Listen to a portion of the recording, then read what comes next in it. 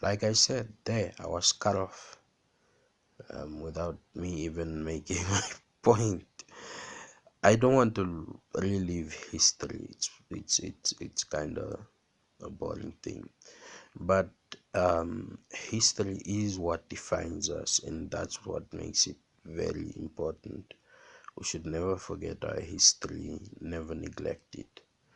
Um, what I said before my video was rudely cut is,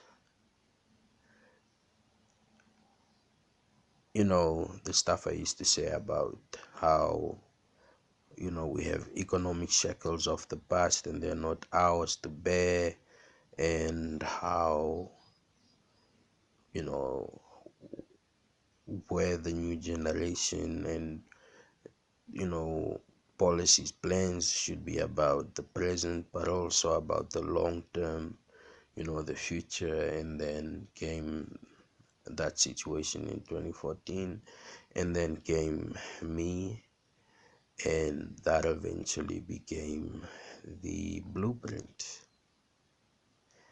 And I don't want these to be seen as direct adjustments, direct inputs into the blueprint, as opposed to them being minor adjustments due to the changing times, right? um the people that hear this mostly don't know about this. We're talking about young kids who weren't there, or people who just didn't care. And when South Africa decided, okay, cool, they're going to give Namibia its independence, and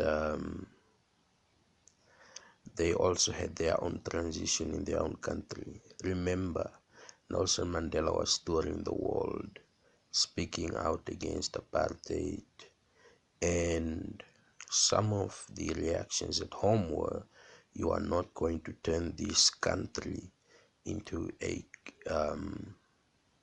you're not going to nationalize the mines. This isn't going to become a Marxist country. This isn't going to be a communist country. And, a lot of those remarks were fears based on his past ideologies before he went into prison. And when he came out, the Berlin Wall had fallen, and, things changed. Now, things changed not only for him, but for us. Now, these deals were two-way, right? You get governance, we keep finances. And do you know to what extent South Africa kept our finances? Our money, our currency, is directly connected to theirs, but theirs isn't connected to ours. This was strategic, it wasn't a mistake. Now the question is, what if they decide to make their own currency? What would they base it on? And how will it be strengthened when it goes onto the market? I think that's the whole point of independence, and it's the whole point of the UN being a big part of this transition, as well as the United States. If independence meant that the government seizes control of the mines and a lot of other resources, then that would have meant that our currency would have been strong anyway, right? So right now we have a good social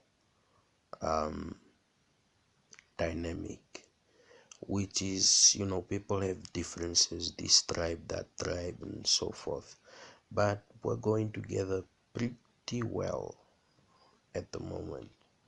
And with religion, it's almost the same. I think the one thing people are tired of is people who lose their homes due to a priest who did something dodgy, or now the doom thing, all of that stuff that you can tell that this is a con artist, this isn't real.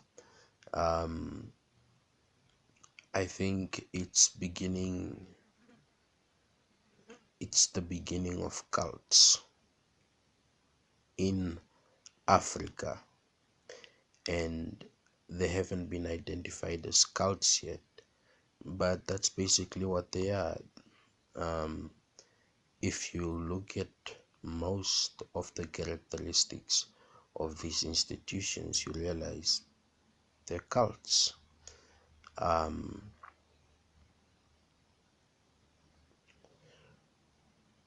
the important issue of our economy. Now, our economy isn't going to change overnight, or if we, like I said, when I was with the food tech rand and, you know, go rand and so forth, um, I knew that you can't just scrap it and then start from scratch. First, there needs to be a foundation, as in, you still have South Africa support, you still have SADC support, and then you start to stand on your own feet as a nation, as opposed to us just, we are basically, if South Africa makes a $200 rand, then we have to make a 200 Namibian dollar rand, right? Economically, we're still tied to them, and during these times, it's a bad thing because the country is technically thriving um, globally, even though we're a small population and South Africa is bigger, and they are more developed, and supposedly they are more advanced, but we still have a better um, grasp on our own issues than they do, because our methods of retaliation or corrective action are different. So we're not worse off. And I'm not saying South Africa is a bad place. I've been there. I love Cape Town.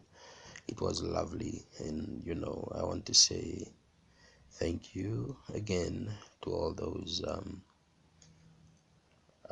the ladies that helped me during that horrific moment in my life. And so, yeah, you know, I I have a white brother who's in South Africa, you know, and so no, I don't want to see South Africa go down. But still, the autonomy of our nation is something that we need. We need it because it will affect our future as a nation, not a sub nation. Right? That's what I mean by autonomy. Autonomy is having more power, you know, to rule yourself, having more control over the issues and the politics within your own uh, region, constituency, and now nation. right? So with all of the failings that are happening, these failings are primarily due to the fact that we can't really act as an independent body.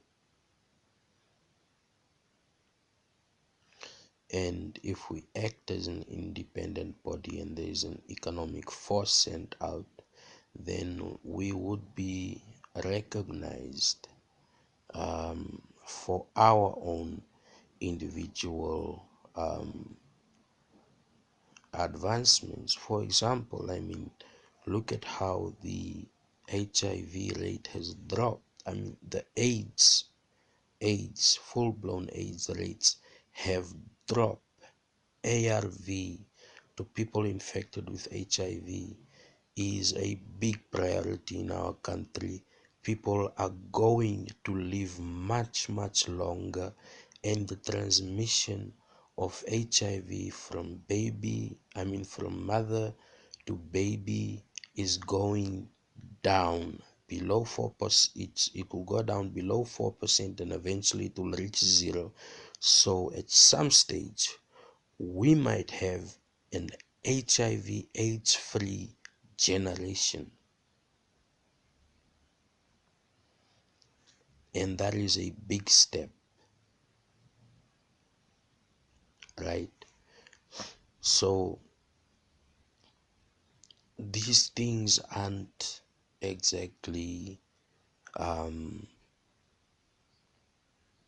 hailed, they are more like, how can we replicate this, right? It's like we have to patent a lot of stuff in our country, but our ways is difficult because we have the big gap between the younger generation and the older generation. You have people in their 20s, 30s, 40s, and then you have people who are in their 60s, 70s, 80s, and that big gap uh, creates conflict of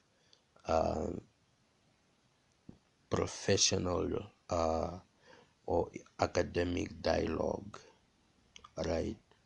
The rule of the village, where the old man is wise and the child must always listen.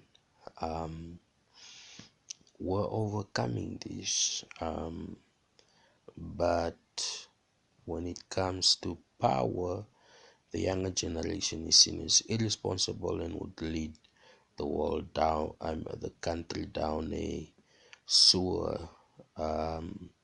So everybody is basically waiting to get older so that they can rule or whatever.